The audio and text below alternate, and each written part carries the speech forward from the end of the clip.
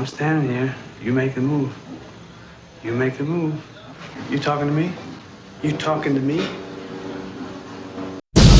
It's here, the 9th edition Codex for Adeptus Custodes. They were already a great faction with the 8th edition Codex. Let's see just how good they are now with the 9th.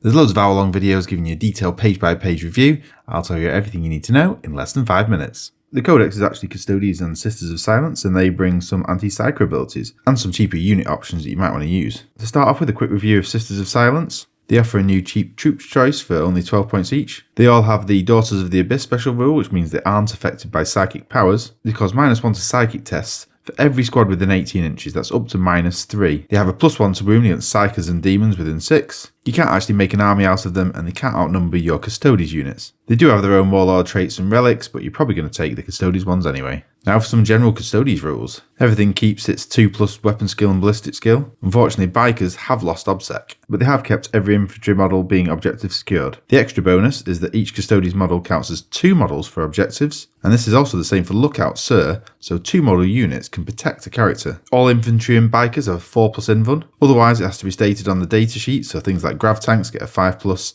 and Telemon a 4+, for example. Infantry and bikers also get a 6+ save against mortal wounds. Storm shields have changed now, and it's a +1 to your armor save, so down from 2 to 1+. Points costs are largely the same as they were before, and the army is still elite and low model count. Axes and spears are now damage 2 rather than D3, and are both the same cost. Spears are actually AP -3, not -2, and that's the way of keeping them the same cost. However, with all the -1 damage abilities in the game, having a damage 2 weapon isn't that good anymore. Strats to deny psychic powers have actually gone, so you do need your sisters to give you that ability. Now to talk about the army-wide buffs, the martial Qatar. These are the whole army bonuses, and they're called fighting stances, and to be honest, it's a little confusing. There are 6 fighting styles, and each has 2 stances. Pre-game, you select 3 styles, ordered as primary, secondary and tertiary. Then you progress through the buffs per turn by choosing either stance 1 or 2 from each style. Once you've decided that buff order, you have to work your way through it. There's not really any mechanisms to change it. You see the details below, but I won't go through all the specifics. But you'll need to plan how you expect your battle to go in order to make your most out of these buffs,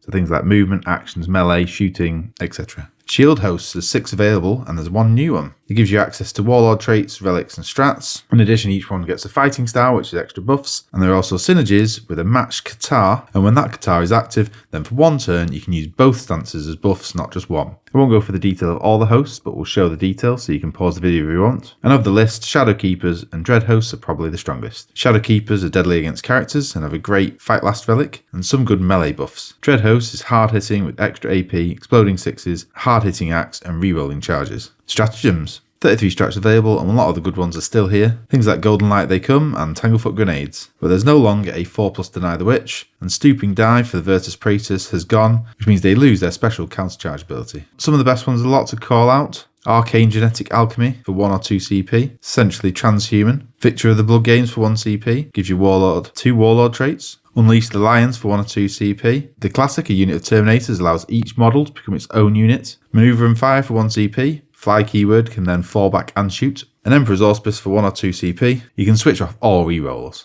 Captain Commanders, the points upgrades for non-named characters, and you can take 2 of them this time. Each Shield Captain has 3 options, and the best ones are listed below. For the Guardian Shield Captain, probably the Master of Stances for 25 points, and a unit within 6 inches gets both the Qatar stances, perhaps a little expensive but a nice buffing upgrade. For Alara's Shield Captain, the Bane of Abominations for 15 points. It's a +1 to wound against vehicles, monsters and characters. For the Virtus Shield Captain, Tip of the Spear for 15 points. When you charge or heroically intervene, you can reroll 1s to hit and wound. This is overall probably the best upgrade. Warlord traits, there are 6 available. It's likely that the Warlord traits from the Shield host will be taken, but there are some good ones here as well. The best one is probably Superior Creation, which is a 5+ Feel No Pain. The others are here if you want to have a look as well. Relics, 9 available in addition to the ones from the Shield hosts, and there's some really good ones here. The best 2 include Praetorian Plate. Terminator model gives them a +1 toughness, and once per game allows them to heroically intervene through a teleport, which puts you within 3 inches of friendly model and in engagement range with an enemy. Fantastic surprise way to jump in and absolutely beat stick into combat. Another great one is Castellan's Mark. Allows you to redeploy 2 shield host units, or you can put them in strategic reserve. Just to note that with the codex being updated and the lag to have the Imperial Army Compendium updated, Forge World models won't quite be as potent. They won't have all the updated keywords and probably will miss out some of the strats that you previously could use. The overall feel of the codex is good and they remain really strong. There's a bit of give and take, and overall they don't feel particularly overpowered or particularly nerfed. And I look forward to seeing what the clever people in the community can actually do with this codex.